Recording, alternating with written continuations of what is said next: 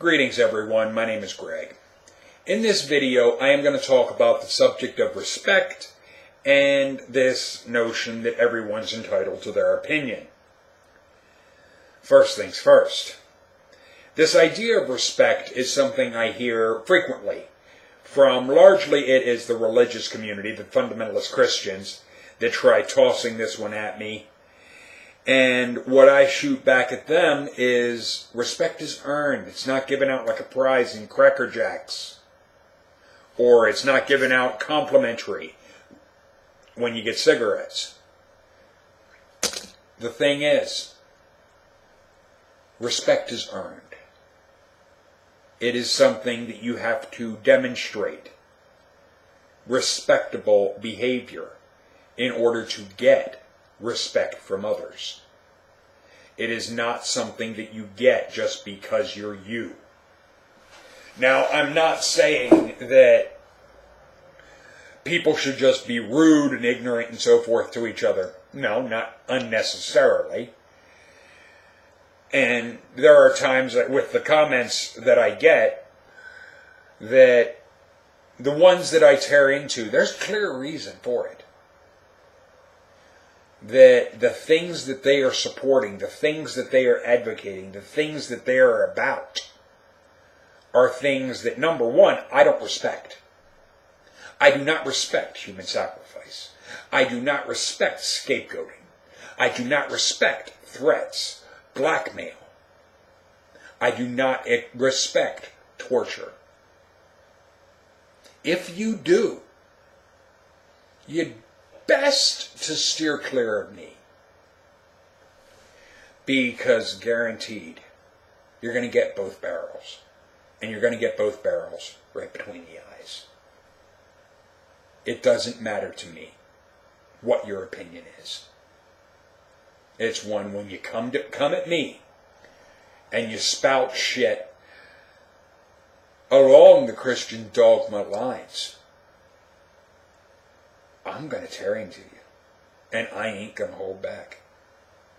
The idea of, like that one, The Voice had said about me actively opposing Jesus Christ and all, yeah, absolutely. I'm very opposed to the brutalization of others. I'm very opposed to threats, blackmail, extortion, manipulation, intimidation, torture. These things bother me. It's not what I'm about. It's not, to use a term that was used in my army unit, it's not how I roll. The thing is, this idea of respect, it is something, like I said, you earn it.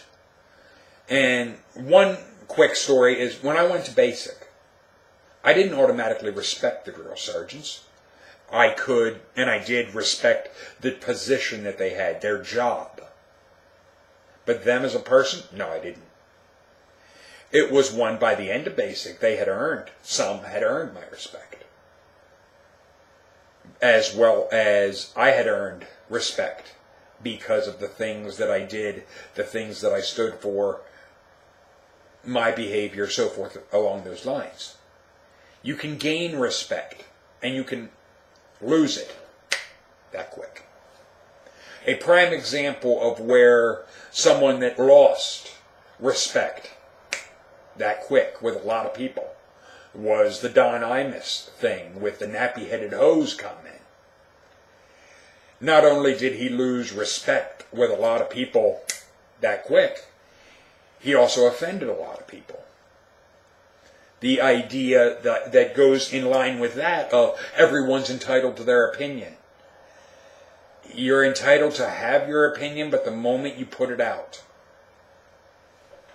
be it on radio, be it on TV, be it on YouTube, internet, or wherever, even if it is just putting it out to another person in a private one-on-one setting, the moment you put something out, you are opening yourself and whatever you're putting out, you're opening it up to criticism, ridicule, examination, things of that nature.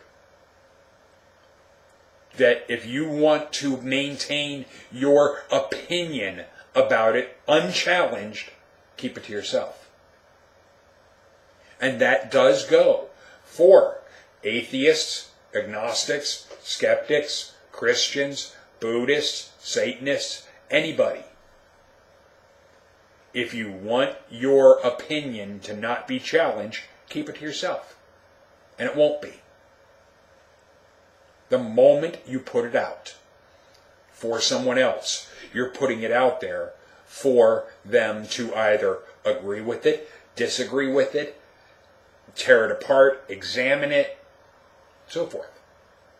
It is how we convey ideas. It is how we get information across. And in some ways you can learn from others and enjoy listening to the content or work of someone else. Like a person I greatly admired, and to use the term respected, even though I never met him personally, was George Carlin, as well as Christopher Hitchens. While I never met either of them personally, I could respect both of them because of what they stood for, what they said. And whether or not they were all the time being, to use the term as Christians would put it, moral, or whether or not they were having sex with whoever, or engaging in, like, either getting high or whatnot, I don't care.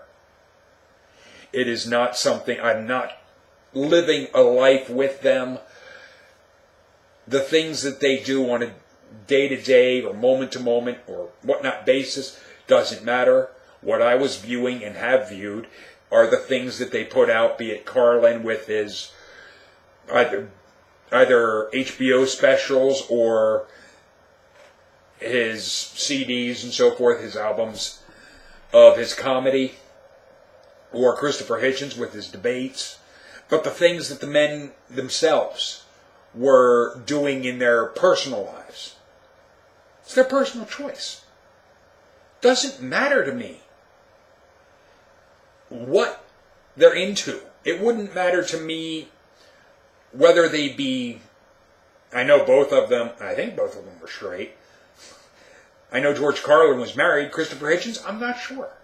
And frankly, I don't care.